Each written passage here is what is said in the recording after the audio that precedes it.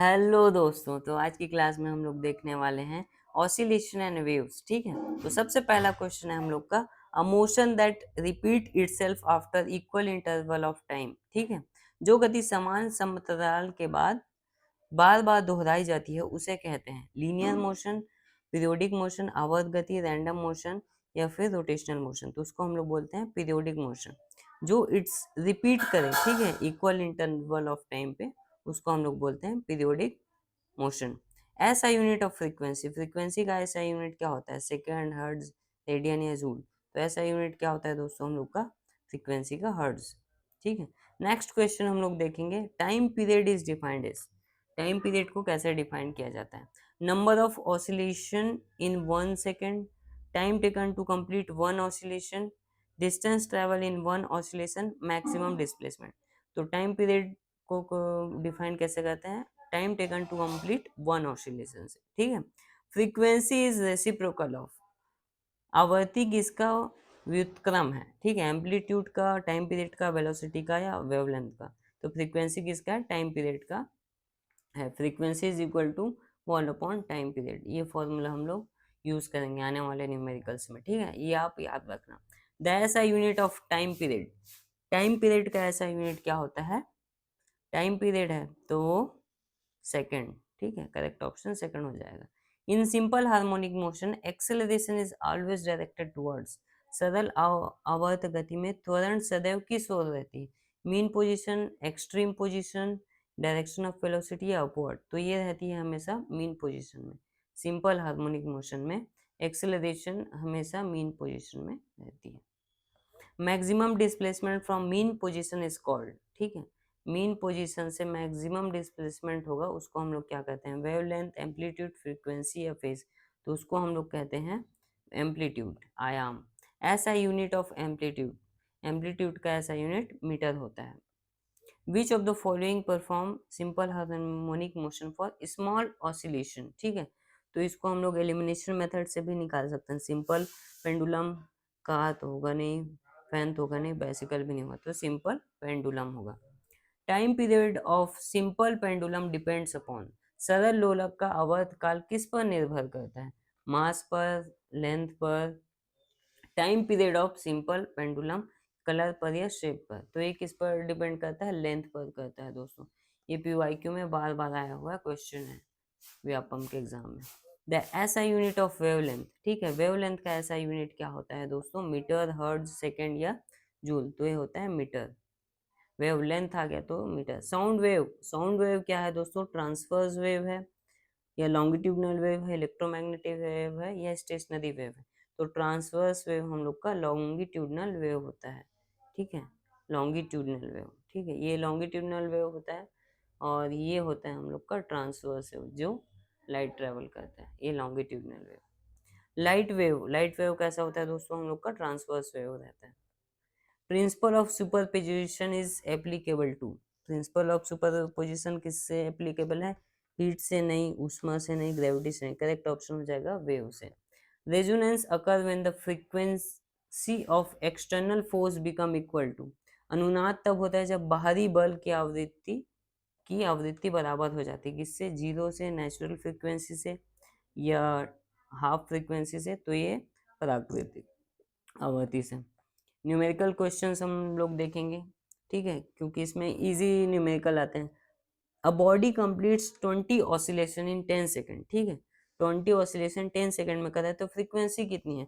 तो frequency is equal to होता है number of oscillation, number of oscillation upon total time. ठीक है, टोटल टाइम। तो 20/10 कितना हो जाएगा दोस्तों? 2। तो 2 हर्ट्ज इसका फ्रीक्वेंसी है। Frequency of wavelength is 5 hertz. Time period कितना होगा? तो फ्रीक्वेंसी इज इक्वल टू होता है 1 अपॉन टाइम पीरियड। ठीक है, तो फ्रीक्वेंसी कितना दिया गया है? 5 हर्ट्ज दिया गया है। ठीक है, तो टाइम पीरियड कितना होगा? तो time period T is equal to 1/5 करेंगे तो हो जाएगा 0.2। करेक्ट ऑप्शन सी हो जाएगा। A pendulum has time period of 2 second, it completes how many oscillation in 20 second. उसका टाइम पीरियड है 2 सेकेंड और 20 सेकेंड में कितने ऑसिलेशंस कंप्लीट करेगा? तो टोटल टाइम है हम लोग का 20, ये तो लॉजिकल रीजनिंग से भी बना सकते हैं। तो ये 10 नंबर ऑफ ऑसिलेशन 10 ये कवर करेगा। लोलक का आवर्तकाल 2 है, 20 सेकंड में कितने दोलन करेगा? 10 दोलन करेगा। Wave has wavelength of 4 metre and frequency 5 hertz. Speed कितना होगा? तो स्पीड इज इक्वल टू होता है वेवलेंथ इंटू फ्रीक्वेंसी। ठीक है, वेवलेंथ है हम लोग का 4 और फ्रीक्वेंसी है 5, तो कितना हो जाएगा? 20, 5 चौक 20। करेक्ट ऑप्शन सी हो जाएगा हम लोग का। Frequency become doubles, time period कितना हो जाएगा? अगर फ्रीक्वेंसी को हम लोग डबल कर दिए तो टाइम पीरियड कितना होगा पूछ रहा है। ठीक है, ठीक है, तो फ्रीक्वेंसी इज इक्वल टू होता है 1/t, इनवर्स रिलेशन है, तो इसको हम लोग डबल कर देंगे तो ये कितना हो जाएगा? हाफ हो जाएगा। Pendulum completes one oscillation in 0.2 second, frequency कितनी होगी? ठीक है, तो फ्रीक्वेंसी इज इक्वल टू होता है वही 1/t का। ठीक है, फ्रीक्वेंसी पूछा गया है तो 1/0.5 कर देंगे, 0.5 तो कितना हो जाएगा? 2 hertz. 2 simple harmonic motion velocity is maximum at, velocity का मैक्सिमम रहेगा मीन पोजीशन में, ये मीन पोजीशन में, और एक्सेलरेशन का मैक्सिमम रहेगा एक्सट्रीम पोजीशन में, एक्सेलरेशन ज़्यादा रहता है। Simple harmonic motion acceleration maximum at extreme position, चरम स्थिति पर। Which wave require a material medium for propagation, कौन सा वेव मटेरियल मीडियम रिक्वायर्ड रहता है? तो ये हम लोग का साउंड वेव में। ठीक है, वैक्यूम में साउंड वेव ट्रेवल नहीं कर पाता है। ऐसा unit of wave velocities, wave velocity का ऐसा unit metre per second. Displacement in simple harmonic motion is maximum at. ठीक है, तो डिस्प्लेसमेंट कब मैक्सिमम रहेगा? मीन पोजीशन पे, एक्सट्रीम पोजीशन पे, मिड पॉइंट पे या जीरो पे? तो ये एक्सट्रीम पोजीशन में सबसे ज्यादा डिस्प्लेसमेंट रहेगा। ठीक है, जितना ज्यादा दूर रहेगा उतना ज्यादा displacement. Restoring force in simple harmonic motion is proportional to, simple harmonic motion में पुनः स्थापना बल किसके समानुपाती होता है? वेलोसिटी वेग के, डिस्प्लेसमेंट के, एक्सेलरेशन के, टाइम के। रीस्टोरिंग फोर्स किसके समानुपाती रहता है? डिस्प्लेसमेंट के, विस्थापन के। Direction of restoring force in simple harmonic motion same is displacement, opposite to displacement, random या परपेंडिकुलर? ठीक है, मान लो इधर से इधर डिस्प्लेसमेंट हुआ है। ठीक है, ये हुआ डिस्प्लेसमेंट, तो रीस्टोरिंग फोर्स अपोजिट साइड लगेगा, तो अपोजिट टू डिस्प्लेसमेंट लगेगा रीस्टोरिंग फोर्स। तो करेक्ट ऑप्शन हो जाएगा विस्थापन के विपरीत। ऐसा unit of angular frequency, angular frequency का ऐसा यूनिट क्या होता है? रेडियन पर सेकेंड। करेक्ट ऑप्शन हो जाएगा B. Angular frequency is given by, angular frequency को कैसे लिखा जाता है? 2πf। ठीक है, एंगुलर फ्रीक्वेंसी का time period of simple pendulum depends on, तो सिंपल पेंडुलम का टाइम पीरियड किस पे डिपेंड करता है? लेंथ पर डिपेंड करता है। Unit of frequency is equivalent to, तो यूनिट ऑफ फ्रीक्वेंसी किसके इक्विवेलेंट रहता है? 1/t, तो सेकेंड्स के इनवर्स के। Motion of mass attach to spring is, spring से जुड़े द्रव्यमान की गति होती है। Uniform motion, simple harmonic motion, rotational motion या रैंडम मोशन? तो जो स्प्रिंग का जो मास अटैच रहता है उसका मोशन सिंपल हार्मोनिक मोशन रहता है। Wave particle of medium oscillates, तरंग के माध्यम के कण दोलन करते हैं अलोंग वेव डायरेक्शन, परपेंडिकुलर या सर्कुलर या डू नॉट ऑसिलेट? तो जिस डायरेक्शन में है तरंग की दिशा में अलोंग वेव डायरेक्शन में करते हैं वेव का। Sound can not travel in, air में करेगा, वाटर में भी करेगा, इसका पता नहीं, सॉलिड में भी करेगा, तो वैक्यूम में ट्रैवल नहीं करेगा क्योंकि इसको मीडियम की ज़रूरत रहती है, मटेरियल मीडियम की। विच वेव इज ट्रांसवर्स वेव? ठीक है, ट्रांसवर्स वेव कौन सा है? तो साउंड वेव तो लॉन्गिट्यूडनल वेव है, light wave transverse wave, ultrasonic भी लॉन्गिट्यूडनल है और ये भी वो है, तो ट्रांसवर्स वेव हम लोग का लाइट वेव है। Phenomena of echo is due to, किसके वजह से फेनोमेना होता है? प्रतिध्वनि किस कारण होती है? रिफ्रैक्शन, रिफ्लेक्शन, डिफ्रैक्शन या इंटरफेरेंस? तो ये परावर्तन रिफ्लेक्शन की वजह से होता है। Minimum distance required to hear echo कितना के बराबर रहता है जिससे हम प्रतिध्वनि सुन सकते हैं? न्यूनतम दूरी, तो ये 17 मीटर, ये आया हुआ PYQ है, CG व्यापक में आ गया, 17 मीटर रहना चाहिए। Speed of sound is maximum in, किस पे ज़्यादा रहेगा? सॉलिड पे रहेगा। Frequency of sound determines, loudness, pitch, speed या वेवलेंथ। जो ध्वनि की आवृत्ति निर्धारित करती है, पिच को निर्धारित करती है। Frequency of sound determines pitch.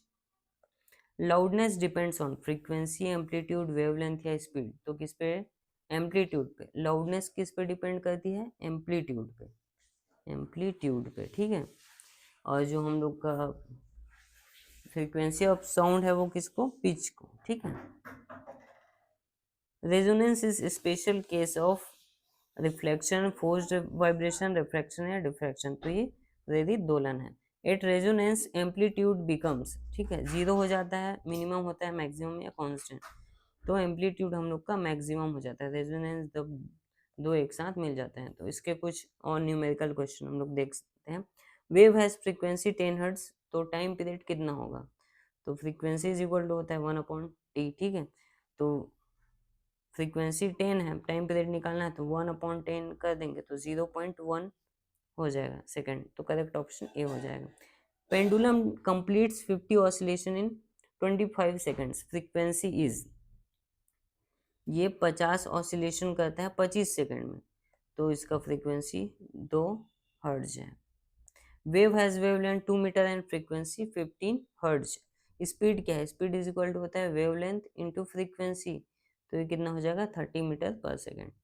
Time period is 0.2 second, frequency कितना होगा? तो 1/0.2 कर देंगे, निकल के आया जाएगा 5, तो फ्रीक्वेंसी होगा 5 hertz. If time period is increases, frequency क्या हो जाएगा? इन्वर्सली प्रोपोर्शनल है, तो टाइम पीरियड अगर बढ़ेगा तो फ्रीक्वेंसी हम लोग का डिक्रीज करेगा। करेक्ट ऑप्शन बी हो जाएगा। वेव ट्रेवल्स 300 मीटर इन 2 सेकेंड, ठीक है। तो स्पीड कितना है? 300 ट्रेवल करता है 2 सेकेंड में, तो स्पीड हो जाएगा 150 मीटर पर सेकेंड। करेक्ट ऑप्शन बी हो जाएगा हम लोग का। Body execute 100 oscillation in 20 second, तो इसका टाइम पीरियड कितना है? कितना ऑसिलेशन कर रहा है?